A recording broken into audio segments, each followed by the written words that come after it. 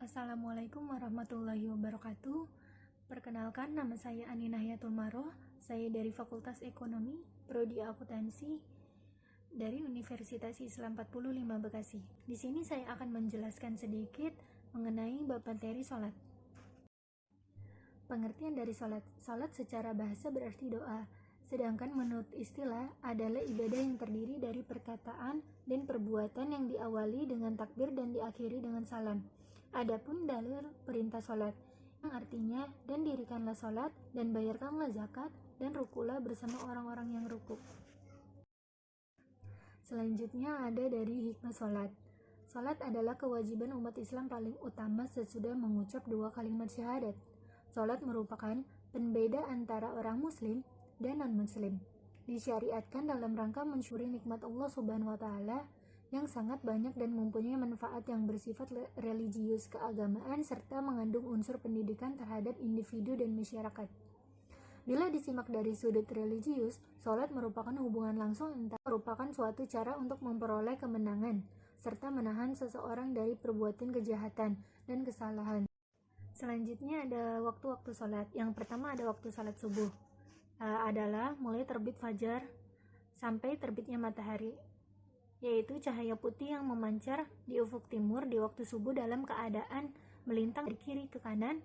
Lawannya adalah fazar kozib, yaitu cahaya putih yang memanjang dari bawah ke atas langit.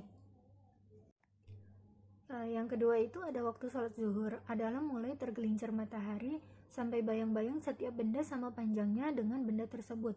Tergelincir matahari adalah kemiringannya dari pertengahan langit ke arah barat. Hal ini dilihat kepada seseorang atau sebuah tiang yang berdiri. Bila mana bayang-bayangnya masih persis di tengah atau belum sampai, menandakan waktu belum zuhur masuk. Selanjutnya itu ada waktu sholat asar, adalah mulai dari keluarnya waktu zuhur, yaitu bila mana bayang-bayang melebihi panjang suatu benda sampai terbenam matahari. Kebanyakan ulama berpendapat bahwa sholat asar di waktu menguningnya cahaya matahari sebelum terbenam itu hukumnya makruh. Selanjutnya itu ada waktu sholat maghrib, adalah mulai dari terbenam matahari, yaitu hilangnya bundaran matahari secara sempurna sampai hilangnya syafaq. Yang selanjutnya itu ada waktu sholat isya, adalah sehabis waktu sholat maghrib sampai terbit fajar shadiq dengan pengertian sejenak sebelum terbit. Selanjutnya ada syarat dan rukun sholat. Para ulama membagi syarat sholat menjadi 2 macam. Yang pertama ada syarat wajib dan yang kedua ada syarat sah. Syarat wajib adalah syarat yang menyebabkan seseorang wajib melakukan sholat. Sedangkan syarat sah adalah syarat yang menjadikan sholat seseorang diterima secara syara', di samping adanya kriteria lain seperti rukun. Yang selanjutnya itu ada syarat-syarat sholat. Syarat sholat itu ada syarat wajib sholat. Yang pertama dari syarat wajib sholat itu Islam. Sholat diwajibkan terhadap orang muslim. Kedua itu ada balik. Balik itu anak-anak kecil tidak dikenakan kewajiban sholat. Pada dasarnya anak-anak tidak diwajibkan sholat, namun mereka tetap disuruh dalam rangka untuk membiasakan apabila laki-laki maupun perempuan, dan tidak diwajibkan bagi kaum kafir ataupun non-muslim. Orang kafir tidak dituntut melaksanakan sholat, namun mereka tetap menerima hukuman di akhirat. Dan selanjutnya yang ketiga ada berakal. Orang gila, orang kurang akal, dan sejenisnya seperti penyakit sawan yang sedang kambuh tidak diwajibkan sholat. Yang pertama itu ada syarat wajib sholat. Nah, yang keduanya itu ada dari syarat sah sholat. Syarat sah sholat yang pertama ada mengetahui masuknya waktu. Sholat tidak sah apabila seseorang yang melaksanakannya tidak mengetahui secara pasti atau dengan prasangkaan yang berat bahwa waktu telah masuk sekalipun ternyata dia sholat dalam waktunya. Dan yang kedua itu suci dari hadas kecil dan hadas besar. Pensucian hadas kecil dengan wudhu dan pensucian hadas besar dengan mandi. Selanjutnya itu ada dari suci badan, pakaian dan tempat dari najis hakiki. Untuk keabsahan sholat disyariatkan suci badan. Selanjutnya ada menghadap kiblat. ulama sepakat bahwa menghadap kiblat merupakan syarat dari sholat. Dan yang terakhir itu ada niat.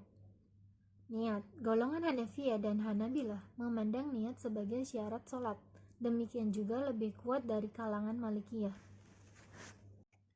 Selanjutnya, setelah membahas dari syarat-syarat sholat, yang kedua itu ada rukun-rukun sholat.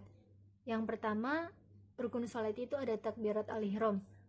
Takbirat al-ihram itu yaitu membaca Allahu Akbar. Takbir ini dinamakan dengan takbirat al-ihram karena setelah mengucapkannya diharamkan bagi orang yang sholat melakukan perbuatan-perbuatan di luar sholat seperti kayak makan dan minum. Dan yang kedua itu ada berdiri pada sholat fardu bagi yang sanggup, tapi tidak wajib berdiri bagi orang yang lemah dan pada sholat sunat. Ketiga itu ada membaca ayat Al-Quran bagi orang yang sanggup. Perintah membaca Al-Quran dapat terpenuhi dengan membaca ayat mana saja dari Al-Quran yang dianggap mudah. Selanjutnya ada ruku. Menurut bahasa, ruku adalah condong atau bungkuk, dan menurut syara adalah membungkukkan punggung dan kepala secara bersamaan sehingga kedua tangan sampai ke lutut. Yang selanjutnya itu ada sujud 2 kali pada setiap rakaat. Sekurang-kurang sujud adalah meletakkan sebagian kening ke tempat sholat dalam keadaan terbuka. Yang terakhir itu ada duduk terakhir sekadar membaca tasyahud. Maksudnya itu bentuk duduk ini menurut golongan Hanafiyah adalah duduk iftirashi. Materi selanjutnya yaitu ada sholat jamaah dan keutamaannya. Sholat berjamaah banyak mempunyai manfaat. Di antaranya adalah memperlihatkan kesamaan, kekuatan, barisan atau keputusan bersama demi mengikuti pemimpin dan mengarahkan kesatuan dan tujuan yang maha tinggi, yaitu mencari keridhaan Allah Subhanahu wa Ta'ala. Melalui berjamaah, kita akan terbiasa sikap saling mengenal, tumbuhnya rasa kasih sayang dan tolong menolong atas kebaikan dan takwa. Pada suatu ketika Nabi Shallallahu Alaihi Wasallam pernah berniat hendak membakar rumah orang yang menentang sholat berjamaah. Meskipun sholat berjamaah ini tidak wajib, namun dia lebih afdol dikerjakan dengan ganjaran pahala 27 derajat dibanding dengan sholat sendirian. Hadis riwayat muttafaq alaih. Sekian materi yang saya dapat sampaikan, kurang lebihnya mohon maaf. Wassalamualaikum warahmatullahi wabarakatuh.